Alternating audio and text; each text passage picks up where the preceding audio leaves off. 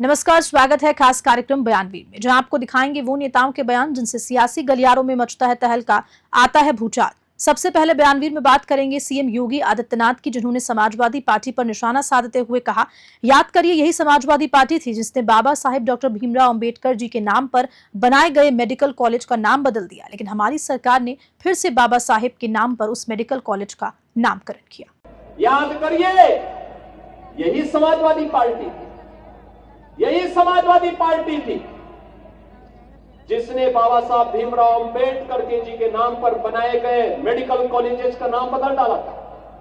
उनके नाम पर बनाई हुई संस्थाओं का नाम बदल डाला था। असीम अरुण हमारे समाज कल्याण विभाग के मंत्री है, कन्नौज के विधायक है। इस आगरा में एसएसपी के रूप में उन्होंने कार्य भी किया है।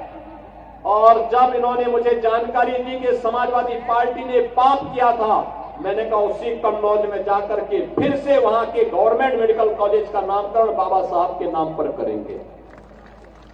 और बहनों और भाइयों, मुझे प्रसन्नता है कि हमारी सरकार ने बाबा साहब के नाम पर फिर से उस स्मारक, वहां पर उस मेडिकल कॉलेज का नामकरण किया।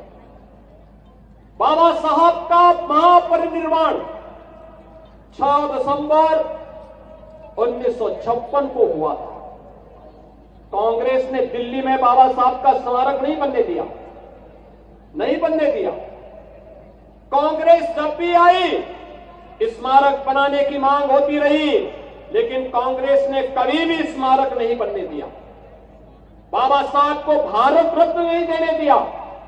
कांग्रेस की पीढ़ियों के लिए तमाम कांग्रेस के नेहरू गांधी परिवार के सदस्यों के लिए 50-50 एकड़ के स्मारक बनाए गए, लेकिन बाबा साहब के नाम पर 1 इंच जमीन भी उन्होंने कांग्रेस ने दिल्ली में नहीं देने दी गई। बाबा साहब को के लिए भारत रत्न देने का काम तब हुआ जब श्रद्धेय अटल बिहारी वाजपेयी जी के द्वारा, भारतीय जनता पार्टी के द्वारा दिल्ली के अंदर सरकार को समर्थन किया जा रहा था। तब बाबा साहब को भारत रत्न से सम्मानित किया गया। अब बयानवीर में बात करेंगे कांग्रेस प्रवक्ता सुप्रिया श्रीनेत की, जिन्होंने कहा कि मोदी जी आप में तमीज नहीं है। और क्या कुछ कहा, सुनते हैं। मोदी जी थोड़ा तो सोच समझकर बोला कीजिए। इस देश के चुने हुए प्रधानमंत्री हैं आप, कोई बदजुबान दोरूपल्ली के ट्रोल थोड़े ही हैं। आज बाबा साहब की जयंती पर भी आपसे मर्यादा की उम्मीद करना बेमानी है। आज भी आपने कांग्रेस को कोसा और यही नहीं, एक वर्ग को पंक्चर बनाने वाला तक कह डाला। खैर, आप खुद तो हरियाणा में रैली संबोधित करने के लिए निकल लिए। आपके अंदर तो इतनी भी तमीज नहीं थी कि बाबा साहब को सेंट्रल हॉल में पुष्पांजलि देते। सब लोग आए, लेकिन आपको आज भी भाषणवीर बनना ज्यादा प्रिय था। आप निकल लिए।